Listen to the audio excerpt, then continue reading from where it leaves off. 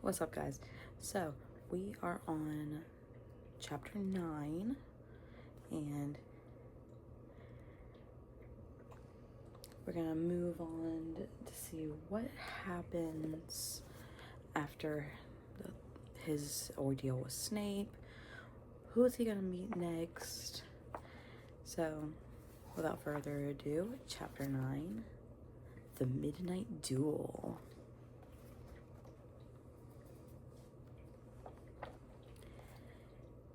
Harry had never believed he would meet a boy he hated more than Dudley, but that was before he met Draco Malfoy.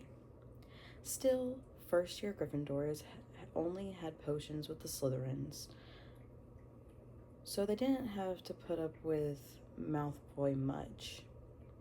Or at least they didn't until they spotted a notice pinned up in the Gryffindor common room that made them all groan.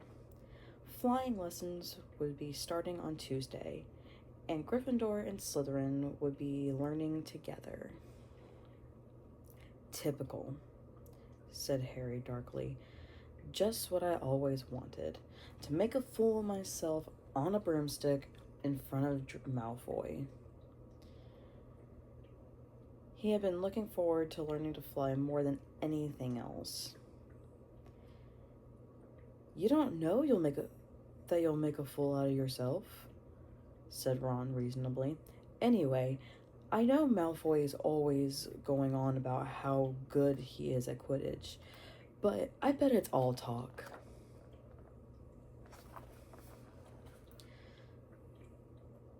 Malfoy certainly did talk about flying a lot.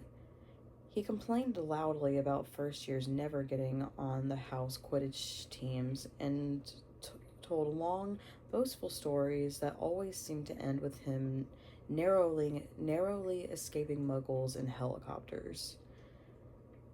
He wasn't the only one, though. The way Seamus Finnegan told it, he spent most of his childhood zooming around the countryside on his broomstick. Even Ron would tell anyone who'd listen about the time he'd almost hit a hang glider on Charlie's old broom. Everyone from Wizarding families talked about Quidditch constantly. Ron had always had a big argument with Dean Thomas, who shared their dormitory, about soccer. Ron couldn't see what was exciting about a game with only one ball where no one was allowed to fly. Harry had caught Ron prodding Dean's poster of West Ham soccer team, trying to make the players move. Neville had never been on a broomstick in his life, because his grandmother had never let him near one. Privately, Harry felt she'd had a good reason, because Neville managed to have an extraordinary number of accidents, even with both feet on the ground. Hermione Granger was almost as nervous about flying as Neville was.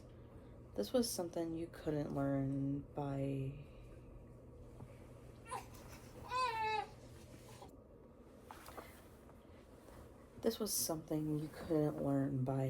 heart of a book. Not that she hadn't tried. At breakfast on Thursday, she bored them all stupid with flying tips she had gotten out of a library book called Quidditch Through the Ages. Neville was hanging on to her every word, desperate for anything that might help him hang on to his broomstick later. But everybody else was very pleased when Hermione's lecture was interrupted by the arrival of the mail. Harry hadn't a single letter since Hagrid's note, something that Malfoy had been quick to notice, of course. Malfoy's eagle owl was always bringing him packages of sweets from home, which he opened gloatingly at the Slytherin table. A barn owl brought Neville a small package from his grandmother. He opened it excitedly and showed them a glass ball the size of a large marble, which seemed to be full of white smoke. It's a remembrall, he explained. Grant knows I forget things.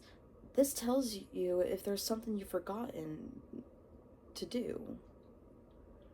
Look, you hold it tight like this, and if it turns red... Oh. His face fell, because the remembrall had suddenly glowed scarlet.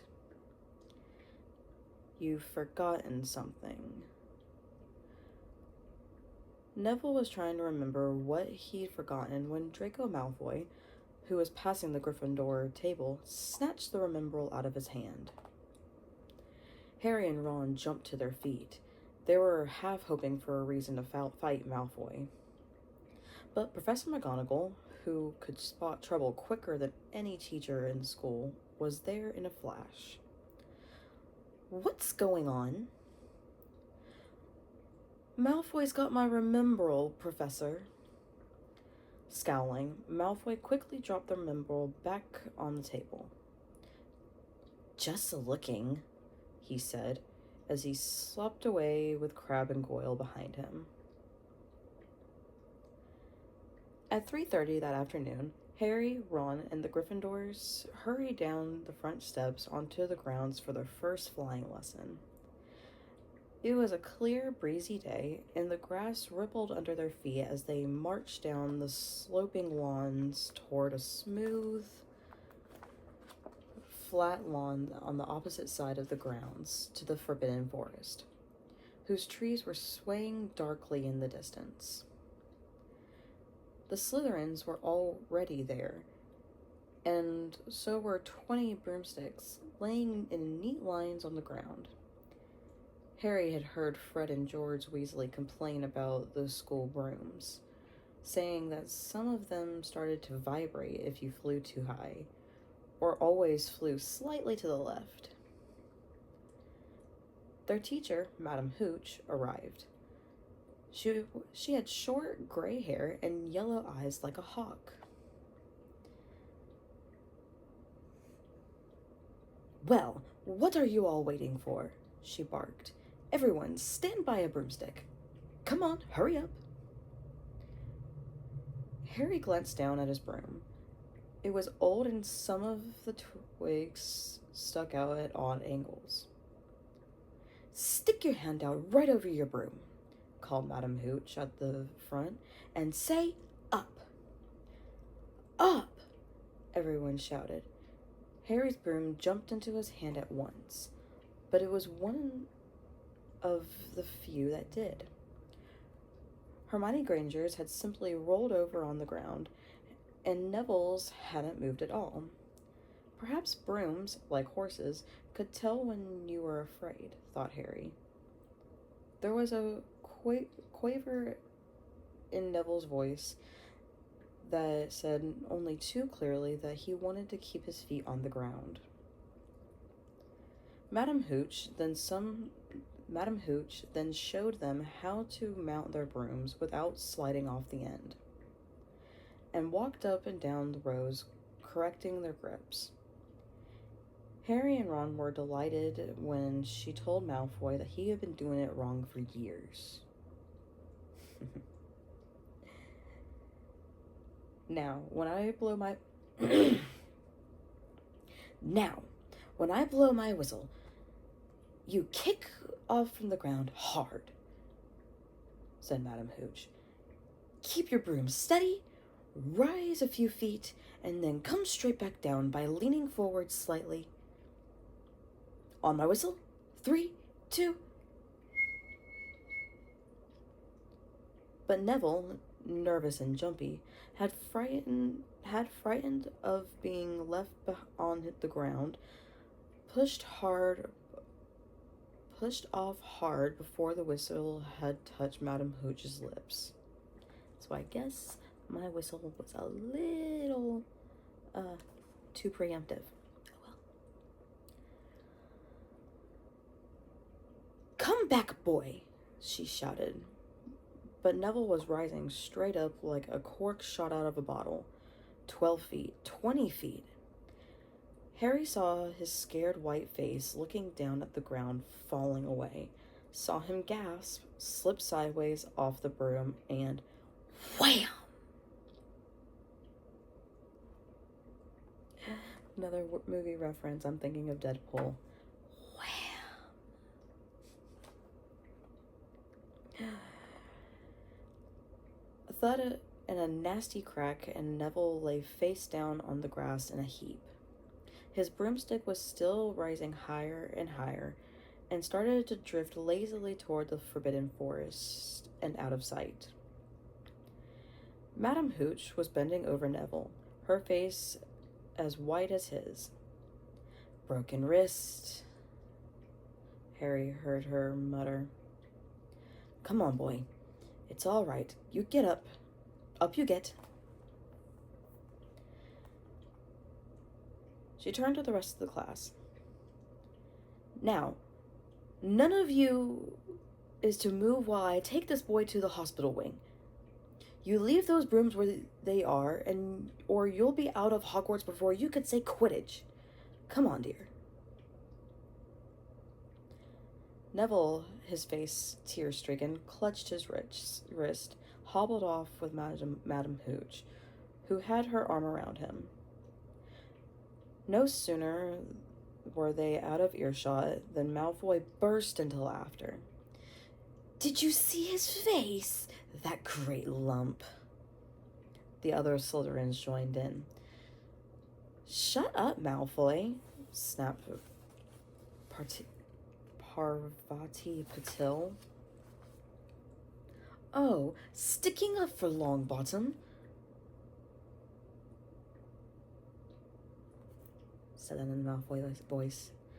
"Oh, sticking up for Longbottom," said Pansy Parkinson, a hard-faced Slytherin girl. "Never thought you'd like fat little crybabies, Parvati." "Look," said Malfoy, darting forward and snatching something out of the grass. "It's that stupid thing Longbottom's Gran sent him." The remembrall glittered in the sun as he held it up. "Give that here, Malfoy," said Harry quietly. Everyone stopped talking to watch. Malfoy smiled nastily. "I think I'll leave it somewhere for Longbottom to find.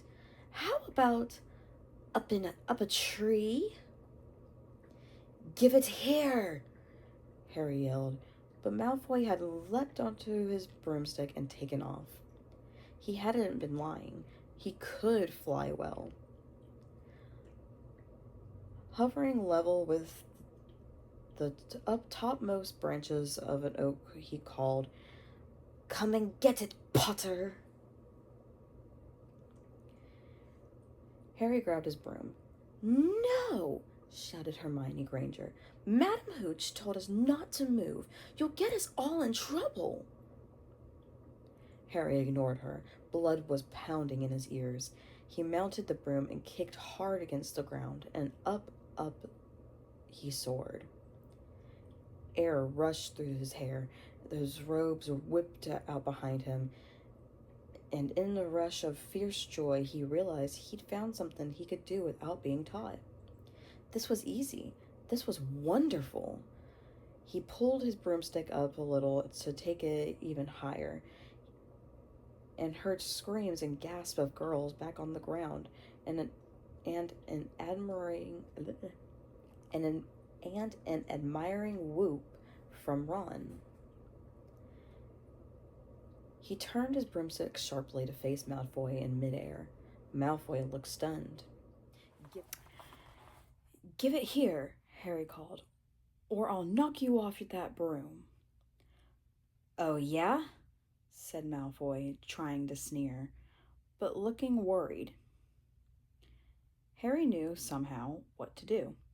He leaned forward and grasped the broom tightly in both hands, and it shot toward Malfoy like a javelin.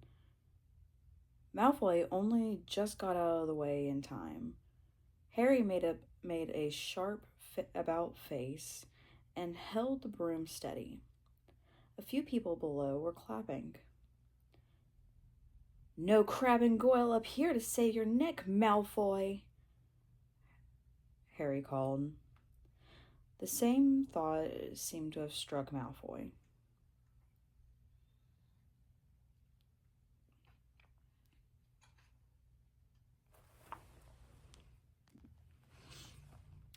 "Catch it if you can, then,"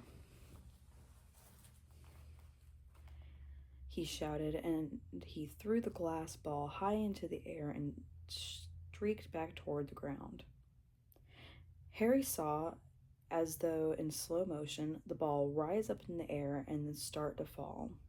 He leaned forward and pointed his broom handle down. Next second, he was gathering speed in a steep dive, racing the ball.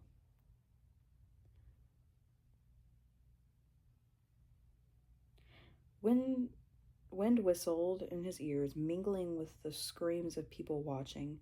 He stretched out his hand. A foot from the ground, he caught it, just in time to pull his broom straight, and he toppled gently onto the gently onto the grass, with the Remembrall clutched safely in his fist. "Harry Potter!" His heart sank faster than he just dived. Professor McGonagall was running toward them. He got to his feet, trembling. "Never in all my time at Hogwarts." Professor McGonagall was almost speechless with shock, and her glasses flashed furiously. "How dare you! Might have broken your neck." "It wasn't his fault, Professor." "Be quiet, Miss Patil." "But Malfoy—" "That's enough, Mr. Weasley. Potter, follow me. Now." Harry caught sight of Malfoy, Crabbe, and Goyle's triumphant faces as he left, walking numbly in Professor McGonagall's wake as she strode toward the castle. He was going to be expelled. He just knew it. He wanted to say something to defend himself, but there seemed to be something wrong with his voice. Professor McGonagall was sweeping along without even looking at him. He had to jog to keep up. Now he'd done it. He hadn't even lasted 2 weeks. He'd be packing his bags in 10 minutes. What would the Dursleys say when he turned up on the doorstep? Up the front steps, up the marble staircase inside, and still Professor McGonagall didn't say a word to him. She wrenched open doors and marched along corridors with Harry trotting miserably behind her. Maybe she was taking him to Dumbledore. He thought of Hagrid, expelled without but allowed to stay on as gamekeeper. Perhaps he could be Hagrid's assistant. His stomach twisted as he imagined it, watching Ron and the others becoming wizards while he stumped around the grounds carrying Hagrid's bag. Professor McGonagall stopped outside the classroom. She opened the door and poked her head inside. "Excuse me, Professor Flitwick. Could I borrow wood for a moment?" Wood? Thought Harry, bewildered. What wood? A cane she was going to use on him? Or was wood a cane she was going to use on him? But Wood turned out to be a person. A burly fifth-year boy who came out of Flitwick's class looking confused. "Follow me, you two," said Professor McGonagall, and they marched on up the corridor, Wood looking curiously at Harry. "In here." Professor McGonagall pointed them into a classroom that was empty except for Peeves, who was busy writing rude words on the blackboard. Out, Peeves, she barked.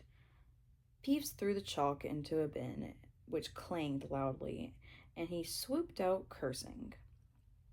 Professor McGonagall slammed the door behind him and turned to face the two boys.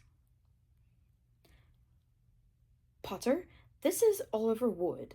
Wood? I have been having phone issues lately. Should be all fixed now.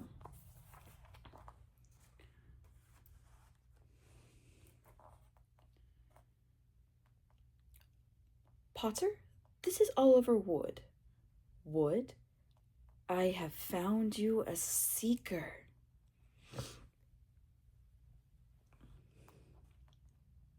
Wood's expression changed from puzzlement to delight. Are you serious, Professor?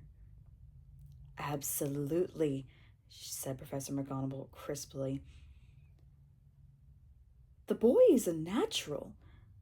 I've never seen anything like it. Was that your first time on a broomstick, Potter? Harry nodded silently. He didn't have a clue what was going on, but he didn't seem to be expelled, and some of the feeling started coming back into his legs. He caught that thing in his hand after a 50-foot dive, Professor McGonagall told Wood. Didn't even scratch himself. Charlie Weasley couldn't have done it. Wood was now looking as though all his dreams had come true at once. Ever seen a game of Quidditch, Potter? He asked excitedly. Wood's the captain of the Gryffindor team, Professor McGonagall explained. He's just the build for a seeker, too, said Wood, now walking around Harry and staring at him. Light, speedy. We'll have to get him a decent broom, Professor. A Nimbus 2000 or a Clean Sweep 7, I'd say. I shall speak to Professor Dumbledore and see what we can bend. If we can't bend the first year rule. Heaven knows we need a better team than last year. Flattened in that last match by Slytherin. I couldn't look Severus Snape in the face for weeks. Professor McGonagall peered sternly over her glasses at Harry. I want to hear you training hard, Potter, or I may change my mind about punishing you. Then she suddenly smiled. Your father would have been so proud, she said. He was an excellent Quidditch player himself. You're joking. It was dinner time. Harry had just finished telling Ron what had happened when he'd left the grounds with Professor McGonagall. Ron had a piece of steak and kidney pie halfway out of his mouth, but he'd forgotten all about it. Seeker? He said. But first years never. You must be the youngest house player in about a century, said Harry, shoveling pie into his mouth. He felt particularly hungry after the excitement of the afternoon. Wood told me. Ron was so amazed, so impressed. He just sat and gaped at Harry. I start training next week, said Harry. Only don't tell anyone. Wood wants to keep it a secret. Fred and George Weasley now came into the hall, spotted Harry, and hurried over. Well done, said George in a low voice. Wood told us. You're on the team, too. We're on the team, too. Beaters. I'll tell you. We're going to win that Quidditch Cup for sure this year, said Fred. We haven't won since Charlie left. But this year's team is going to be brilliant. You must be good, Harry. Wood was almost skipping when he told us. Anyway, you've got we've got to go. Lee Jordan reckons he's found a new secret passageway out of the school. Bet it's the one behind the statue of Gregory the Smarmy that we found in our first week. See you. Fred and George had hardly disappeared when someone far less welcome turned up. Malfoy, flanked by Crabbe and Goyle. Having a last meal, Potter? When are you going to get the train back to the Muggles? You're a lot braver now that you're back on the ground, and you've got your little friends with you, said Harry coolly.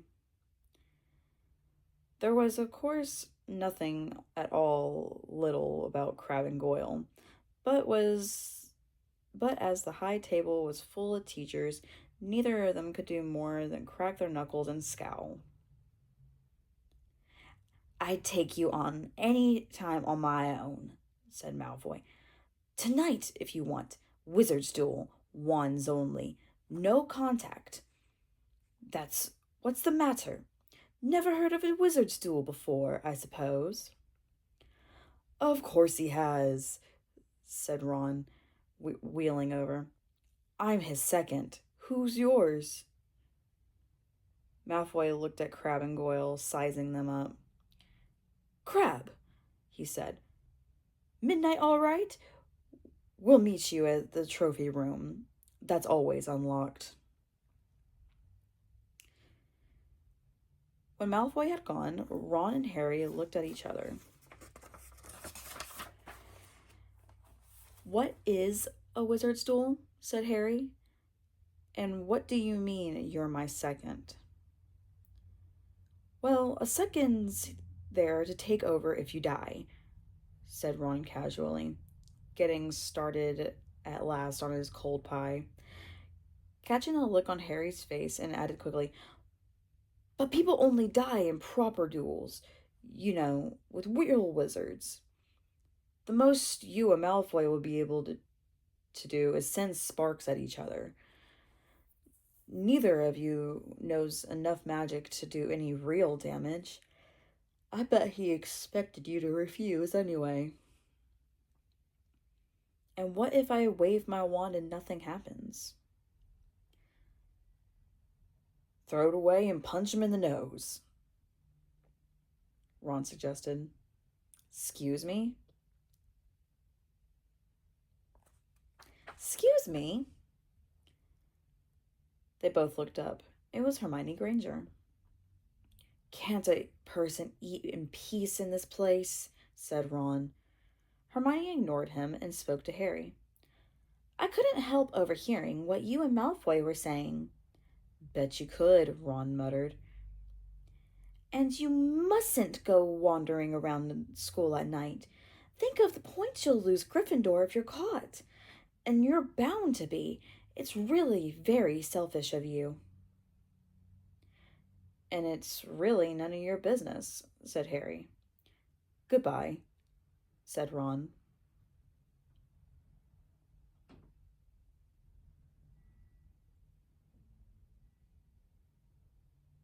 It's really windy out there. All the time, it wasn't what you'd call... All the same, it wasn't what you'd call the perfect end to the day, Harry thought, as he lay awake much rather listening to Dean and Seamus. As he lay awake much later, listening to Dean and Seamus falling asleep. Neville wasn't back from the hospital wing. Ron had spent all evening giving him advice such as, if he tries to curse you, you better dodge it, because I can't remember how to block them. There was a very good chance they were going to get caught by Filch or Mrs. Norris, and Harry felt he was pushing his luck, breaking another school rule today. On the other hand, Malfoy's sneering face kept looming upon the darkness. This was his big chance to beat Malfoy face to face. He couldn't miss it. 11:30, Ron muttered at last. We'd better go. They pulled on their robes, picked up their wands, and crept across the tower room, down the spiral staircase, and into the Gryffindor common room. A few embers were still glowing in the fireplace, turning all the armchairs into hunched black shadows. They had almost reached the portrait hole when a voice spoke from the chair nearest them. I can't believe you're going to do this, Harry. A lamp flickered on. It was Hermione Granger, wearing a pink bathrobe and a frown. You, Ron said furiously. Go back to bed. I almost told your brother, Hermione snapped. Percy, he's a prefect. He'd put a stop to this. Harry couldn't believe anyone could be so infuriating. Come on, he said to Ron. He pushed open the portrait of the fat lady and climbed through the hole. Hermione wasn't going to give up that easily. She followed Ron through the portrait hole, hissing at them like an angry goose. Don't you care about Gryffindor? Do you only care about yourselves? I don't want Slytherin to win the House Cup, and you'll lose all the points I got from Professor McGonagall for knowing about switching spells. Go away. All right, but I warned you. You just remember what I said when you're on the train home tomorrow. You're so... But what they were, they didn't find out. Hermione had turned into the portrait of the fat lady to get back inside and found herself facing an empty painting. The fat lady was gone on a nighttime visit, and the fat lady had gone on a nighttime visit, and Hermione was locked out of Gryffindor Tower. Now what I'm going to do? She asked shrilly. That's your problem, said Ron. We've got to go. We're going to be late. They hadn't even reached the end of the corridor when Hermione caught up with them. I'm coming with you, she said. You are not. Do you think I'm going to stand out here and wait for Filch to catch me? If he finds all three of us, I'll tell him the truth, and I was trying to stop you, and you can back me up. You've got some nerve, said Ron loudly. Shut up, both of you, said Harry sharply. I hear something. It was a sort of snuffling. Mrs. Norris? Breathed Ron, squinting through the dark. It wasn't Mrs. Norris. It was Neville. He was curled up on the floor, fast asleep, but jerked suddenly awake as they crept nearer. Thank goodness you found me. I've been out here for hours. I couldn't remember the new password to get in bed. Keep your voice down, Neville. The password's pig snout. But it won't help you now. The fat lady's gone off somewhere. How's your arm? Said Harry. Fine, said Neville, showing them. Madame Pomfrey mended it in about a minute. Good. Well, look, Neville, we've got to be somewhere.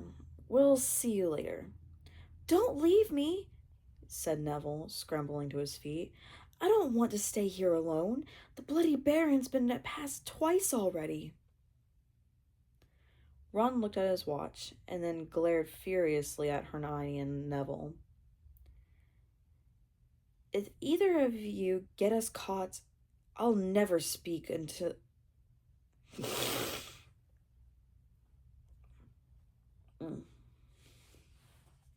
If either of you get us caught, I'll never rest until I've learned that curse of the bogies Quirrell had taught. The curse of the bogies Quirrell told us about, and use it on you. Hermione opened her mouth, perhaps to tell Ron exactly how to use the curse of the bogies, but Harry hissed at her to be quiet and beckoned them to all forward. They flitted along the corridors, striped with bars of moonlight from the high windows. At every turn, Harry expected to run into Filch or Mrs. Norris, but they were lucky. They sped up a staircase to the third floor and tiptoed toward the trophy room. Malfoy and Crabbe weren't there yet. The crystal trophy cases glimmered where the moonlight caught them. Cups, shields, plates, and statues winked silver and gold into the darkness. They edged along the walls, keeping their eyes on the doors at either end of the room. Harry took out his wand in case Malfoy leapt it in and started at once. The minutes crept by. He's late. Maybe he's chickened out, Ron whispered. Then a noise in the next room made them jump. Harry had only just raised his wand when they heard someone speak, and it wasn't Malfoy. Sniff around, my sweet. They must be lurking in a corner. It was Filch speaking to Mrs. Norris. Horror-struck, Harry waved madly at the other three to follow him as quickly as possible. They scurried silently toward the door, away from Filch's voice. Neville's robes had barely whipped around the corner when they heard Filch enter the trophy room. They're in here somewhere, they heard him mutter. Probably hiding. This way, Harry mouthed to the others, and petrified, they began to creep down a long gallery full of suits of armor. They could hear Filch getting nearer. Neville suddenly let out a frightened squeak and broke into a run. He tripped, grabbed Ron around the waist, and the pair of them toppled right into a suit of armor. The clanging and crashing were enough to wake the whole castle. Run! Harry yelled, and the four of them sprinted down the gallery, not looking back to see whether Filch was following. They swung around the doorpost and galloped down one corridor, then another, Harry in the lead, without any idea where they were or where they were going. They ripped through a tapestry and found themselves in a hidden passageway, hurtled along it, and came out near their charms classroom, which they knew was miles from the trophy room. I think we've lost him, Harry panted, leaning against the cold wall and wiping his forehead. Neville was bent double, wheezing and sputtering. I told you, Hermione gasped, clutching at the stitch in her chest. I told you. We've got to get back to Gryffindor Tower, said Ron, quickly as possible. Malfoy tricked you, Hermione said to Harry. You realize that, don't you? He was never going to meet you. Filch knew someone was going to be in the trophy room. Malfoy must have tipped him off. Harry thought she was probably right, but he wasn't going to tell her that. Let's go. It wasn't going to be that simple. They hadn't gone more than a dozen paces when a doorknob rattled and something came shooting out of the classroom in front of them. It was Peeves. He caught sight of them and gave a squeal of delight. "Shut up, Peeves, please. You'll get us thrown out," Peeves cackled. "Wandering around at midnight, ickle firsties. Tut, tut, tut. Naughty, naughty, you'll get crotty." "Not if you don't give us away, Peeves, please." "I should tell Filch, I should," said Peeves in a saintly voice. But his eyes glittered wickedly. "It's for your own good, you know." "Get out of the way," snapped Ron, taking a swipe at Peeves. This was a huge mistake. "Students out of bed!" Peeves bellowed. "Students out of bed! Down the charms corridor!" Ducking under Peeves, they ran for their lives, right to the end of the corridor where they slammed into a door, and it was locked. "This is it," Ron moaned, and they pushed helplessly at the door. "We're done for. This is the end."